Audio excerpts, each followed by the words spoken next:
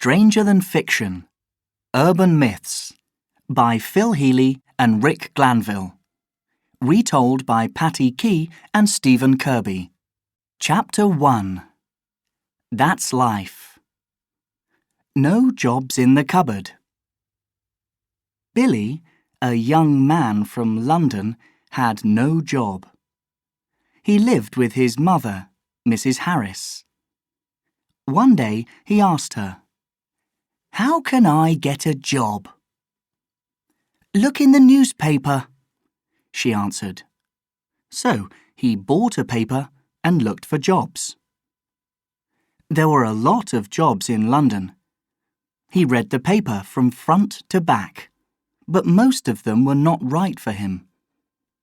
Suddenly, he saw a good job in an office, so he wrote a letter to the boss of the office and sent it. A week later, he got a letter from the boss, Mr. Davidson. He showed the letter to his mother. "Please come to my office next Monday. I want to meet you and we can talk about the job." Mrs. Harris was quite excited and Billy was happy, but he was also very nervous. On the Monday morning, Billy got up early and had breakfast. He left the house and went to Mr. Davidson's office. There were 7 people there for one job. Mr. Davidson asked him to come into his office, and the other 6 people waited outside. He asked Billy a lot of questions. He was nervous, and he answered the questions badly. When Mr. Davidson finished, he smiled at Billy and said, "Thank you, Mr. Harris. Please wait outside." Billy thought, "I didn't answer all those questions very well." He stood up and walked to the door. But he made a mistake. It wasn't the door out of the office. It was a cupboard. What can I do now? Do I stay in the cupboard and wait, or do I go back into the office? He thought. Perhaps I'll stay here and wait. When they're all gone, I can come out again. Mr. Davidson spoke to the other 6 people, and one by one they went out. At 5 o'clock, Mr. Davidson went home. Billy didn't know the time, so he stayed in the cupboard. He was very tired, and he went to sleep. He slept for a long time. Next morning, the cleaner came in. She opened the door of the cupboard and found Billy. "What are you doing here?" she asked. "I came here for a job. Did I get it, do you know?" The Wrong Lover. A man from London, Mr. Harvey, had a very beautiful young wife. He was much older than his wife, and he began to think she was in love with a younger man. For many weeks, he thought about his wife and this other man. Every day he went to work, and he was more and more unhappy when he thought about them together. "What can I do? Am I too old for her? Perhaps she doesn't love me," he thought. He knew that his wife was at home all day. What does she do? Is she happy? Does she meet other men? One day, Mr. Harvey thought, "I'll go home in the afternoon. I don't usually arrive home at this time, so perhaps I can catch my wife with her young man." He arrived at his house at 2:30 that afternoon, and he was very angry because there was an expensive red car in front of his house. "That's the young man's car," he thought. He sat in his car and made a plan. "I know. I'll break the windows of the car."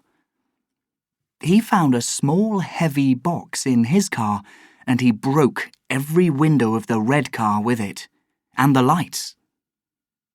After that, he sat and waited. 5 minutes later, a young man came out of Mr. Harvey's house and said goodbye to the beautiful Mrs. Harvey. Then, this young man walked across to a big tree in the front garden, took an old bicycle, and rode away down the street. The bigger, the better. A rich woman drove her big, expensive new car to the supermarket. She arrived and thought, "There aren't many places to park the car.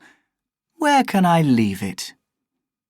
Suddenly, she saw a parking place between a big blue car and a motorbike, but it was very small. "It's going to be very difficult to get this big car in there, but I'll try." At the same time, 2 young women in a small old car came to the supermarket. "Where can we put the car?" the driver asked her friend. "Look, there's a good place, near that blue car over there," she said. It was the same parking place between the blue car and the motorbike. "Oh, yes," the driver said. "I can easily get in there." The rich woman started to turn her car into the parking place. "I hope I can get in there," she thought. Suddenly, the 2 young women drove into the parking place in front of her. The driver opened the window, looked at the rich woman and said, "When you learn to drive that big car, then you can do that too." The rich woman was very angry, but she said nothing. She turned her car and drove back as far as she could. Then she drove fast at the small car and hit it hard. She broke the lights and other things on the small car. She opened her window and called to the 2 young women. "When you have money, then you can do that too." Cheap and easy. In a small town in the north of England, there was a big library with a lot of interesting books in it. People in the town could take the books home for 4 weeks and read them. They could have as many as 4 books each time. Different books about animals, boats, cooking and holidays or love stories. And then they had to take them back to the library. Every year, the library bought more and more books, and soon the building was too small for all the books. One morning in early autumn, the boss said, "November the 28th is a big day for us. We're going to move to a new library building. It's a much bigger and better building, but there's one difficult problem. It's going to be very expensive to move all our books to the new building. Where are we going to find the money and the time?" the boss asked. The people in the library thought about this problem. One evening, 5 weeks before November the 28th, a young woman thought of a good plan. She went and talked to the boss about it. He was very interested, and together they planned it all carefully. 2 weeks later, the boss told the people about the plan. "Between now and November the 28th, everybody can take 6 books home, not 4 books as usual, and they can have the books for 6 weeks, not 4. Everybody in the town was very happy, and they took 5 or 6 books home. After 2 weeks, Most of the books were out of the library. On November the 28th, the big day arrived, and they moved to the new building. It was quite easy because they had only a small number of books to move there. In the month after the move, everybody took their books to the new library. The boss was very happy because it was quite cheap to move and it was quick and easy too. Watch the water. In an important game of golf, Willie Fraser, one of the best players, had a bad day. First, he hit the ball into the trees. Then he made a mistake, and his ball hit another player. After that, he hit the ball badly every time. "This isn't too good. I must be more careful," he thought. The first half of the game went badly. He lost 5 balls. A friend watched him and said, "Perhaps you'll have better luck in the second half." "Wait and see," Willie answered. He wanted to play well for this important game, but everything went wrong in the second half too. He lost more balls, he hit more trees, and then he hit the ball near a river. He walked up to the ball and hit it again. Everybody stopped to watch the ball. Will it go into the water? Perhaps he'll be lucky. But Willie wasn't lucky. His ball went into the water. He took his golf bag and threw it into the river after the ball. "Never again. That's it. I'm finished with golf." And he walked away angrily to his car. Suddenly he stopped, turned, and walked back to the river. All the players stopped again and waited. Willie arrived at the river and walked very slowly into the water. He stopped and carefully put his head under the water. "Oh no," his friend thought. "This is dangerous. I must help him." The friend ran to the river and was ready to jump into the water after Willie, when suddenly Willie found his golf bag, opened it, pulled out the keys of his car, climbed out of the river and walked away. Hit and hear. Charlie, a man about 75 years old, often went to a bar in London and met his friends for a drink. He liked a beer or two, and he also liked to talk and laugh.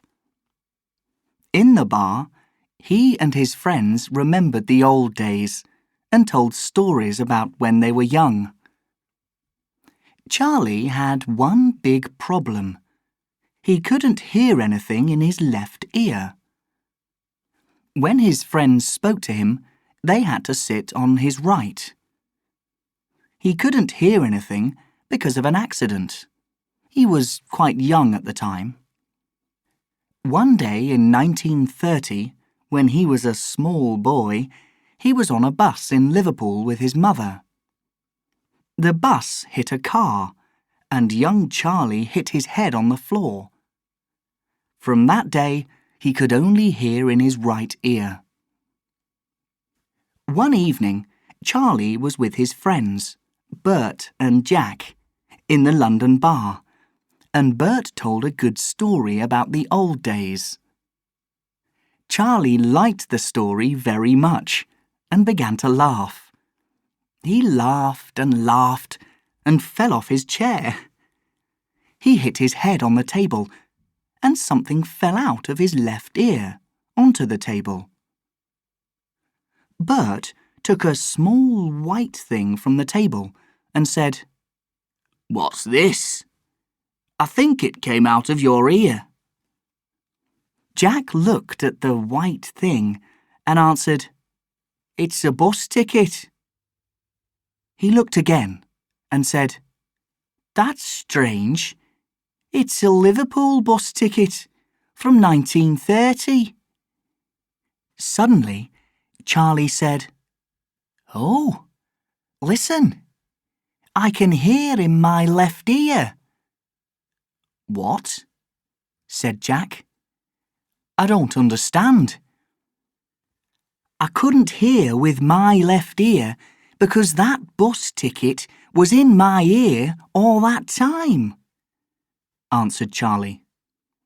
They all laughed about the 1930 Liverpool bus ticket, and now his friends can sit on his right or on his left in the bar. Wrong in the head? In a new factory outside town, the people in the office didn't like Mr. Taylor, their boss. One day at lunchtime, Mr. Taylor walked through a market near his office. He saw some hats and thought, "I like those brown and black hats. Very nice." He thought about the hats for 2 or 3 minutes. "Perhaps I'll buy a brown hat tomorrow. I can wear it to work." The next day, he went back to the market and bought a brown hat. He wore it to work every day after that. But Mr. Taylor's brown hat was more for the garden than for the office. So everybody in the office laughed at him about it behind his back. 2 weeks later, 2 of the men from the office were in the market and they saw some hats. "Look at those hats. They're the same as the boss's new hat," one man said. "That's right. He's got a brown one," the other man answered. "Let's buy the same hat. No, 2 hats. I've got a plan. Listen." The men bought 2 more hats, the same colour as Mr. Taylor's hat. But one hat was much bigger, and the other was much smaller. The next day, when Mr. Taylor was out for his lunch, the 2 men took his hat and left the bigger hat in the same place. At the end of the day, he took his hat and put it on. "This hat's too big," he thought. "Why? I don't understand." The next day, when Mr. Taylor was in the factory, the 2 men took the bigger hat and left the smaller hat in its place. When he was ready to go home, Mr. Taylor put on this hat, but it was very difficult. "Something's wrong here," he thought. "This hat's too small, but I think it's my hat." On some days, Mr. Taylor's hat was too big. On other days, it was too small. And on some days, it was right. After 2 weeks of these problems with his hat, Mr. Taylor began to think that something was wrong with his head, so he went to a doctor. "I've got a very unusual problem, doctor," he said. "My head is bigger one day and smaller the next, and sometimes it's okay. What do you think is wrong with me?" Red faces at Christmas. Mr. and Mrs. MacDonald lived in a small town in Scotland with their 3 sons. One morning in November, they got a letter from Mrs. MacDonald's brother, Tom King, and his wife Susan in London. Mrs. MacDonald read it to her husband. Please come and have Christmas with us in our new house. It's very big, so you can all stay here. Come on December the 24th. We're going out that evening and we'll be home late, after midnight, but you'll find the key for the front door in a small box behind the tree on the right of the garage door. We'll see you then. That's nice, Mr. MacDonald said. It'll be interesting to see their new house. The 3 boys were excited because they liked London. On December the 24th, the MacDonald family drove down to London. They arrived there late that evening and found the right street and the new house. There were no lights in the street, so it was very dark. Mr. MacDonald parked the car in front of number 22, and they all got out. Right, he said. First, let's find the key. Mrs. MacDonald said to the boys, Go and look for the key in the box behind the tree. It's on the right of the garage door. The boys came back after 2 or 3 minutes. We can't find the key. We looked carefully, but it isn't there, the oldest boy said. What do we do now? Mrs. MacDonald asked. There are no lights in the house. Remember Tom's letter. They'll be home very late this evening, after midnight, Mr. MacDonald said. Perhaps the front door is open. Let's see. They were lucky. The front door was open. They went in and turned on the lights. They went through to the kitchen. Everything was new. Mrs. MacDonald made some tea, and they sat in the front room and drank it. Mr. MacDonald looked at some photographs on the desk. He turned to his wife and said, I don't know any of the people in these photos. Do you? Mrs. MacDonald looked at them and answered, No, it's not my brother and his family. Perhaps they're photos of their friends. They finished their tea and went up to the bedrooms. They were tired after the long drive from Scotland, so they all slept well. The next day was Christmas, and the MacDonald family came down for breakfast. They went into the kitchen and saw a man and a woman there, but they didn't know them. Who are you? Asked Mr. MacDonald. Philip and Rosemary Brown. This is our house. Who are you? Oh, no, this isn't Tom King's house, Mrs. MacDonald said. I'm Janet MacDonald, Tom's sister. He asked us to stay for Christmas. We arrived late last night and couldn't find the key, but the door was open, so we walked in. Mr. and Mrs. Brown laughed. This is number 22. Tom lives at number 20. These houses are all new, and they're all the same. With red faces, the MacDonald family went next door to number 20. Happy Christmas, Mr. Brown said, and come back and see us sometime. Where did I leave my wife? Stan Graham drove quickly along the road one night. His wife, Maggie, slept next to him. Usually, Stan and Maggie talked together in the car, so he didn't go to sleep.